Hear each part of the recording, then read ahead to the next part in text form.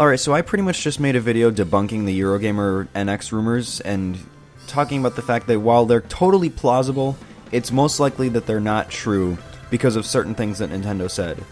But Nintendo using Nvidia chips is actually not something that I would say is untrue, because there's a lot of things pointing towards that right now.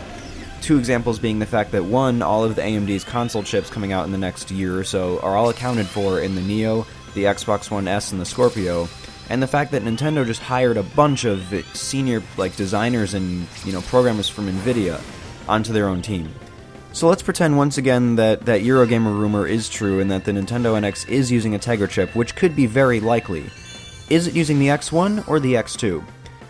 Now, I wouldn't be surprised if right now the dev kits are using the X1 because of the fact the X2 hasn't been developed yet, but I think that the final product is going to use the X2, and I have a few reasons why. The first reason being that Nintendo and Nvidia wouldn't just make this system out of the blue with no research and no discussion. This is something they've been talking about and working on for a long time. So Nvidia wouldn't just hide from Nintendo the fact that they have a brand new architecture coming out that could be far more efficient and give a lot more power for the price. That's something that they'd be chatting about. And think about it. The cost-effective part of that is actually something that Nintendo really needs. Now, what are some reasons that Nvidia would be pushing this on Nintendo to use instead of an older chip? Well, let's take a look at the Xbox 360 right now.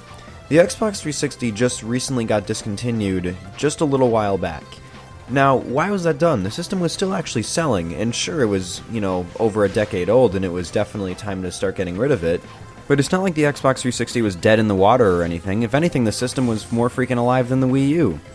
The reason why they stopped manufacturing the Xbox 360 is because the hardware inside of it was so damned old that it was becoming not cost-effective to manufacture the damn thing.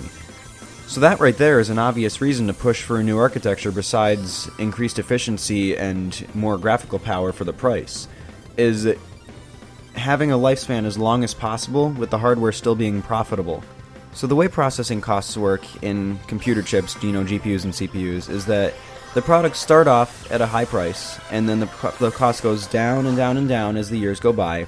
But if the product is going to keep getting manufactured, it's going to start going back up again. That's something that the companies want to avoid, because what they can do is if the cost of the product stays low, they can keep charging a little bit more than that and, increase profits. If the cost keeps going up, they're not just going to raise the price of an old console, they're just going to either discontinue it or keep it at current price and make less money on it. So they want to keep the cost relatively even, going down over the years and then kind of flatlining it towards the end of the lifespan of the console. So that's one major reason, and probably the biggest reason, why Nvidia would push the newest architecture over older architecture, for example, stuff found in the X1.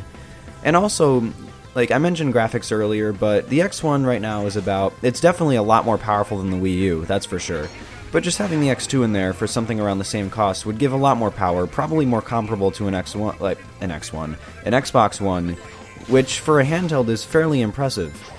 So I was thinking, if this whole docking station on the TV thing is true, then what if the handheld variant is with an X2 chip inside of it, and this costs about $200, and an optional dock for the TV would include more power in it, which would bring the system to about PlayStation Neo power levels, and then the system can just be, the games can just be ran in higher settings.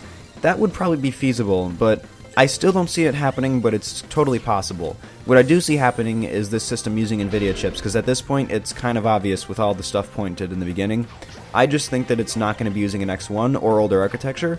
I think the NX is going to use an X2 or some sort of custom chip made for the NX based on Pascal architecture, because that would be the smartest move for them to do.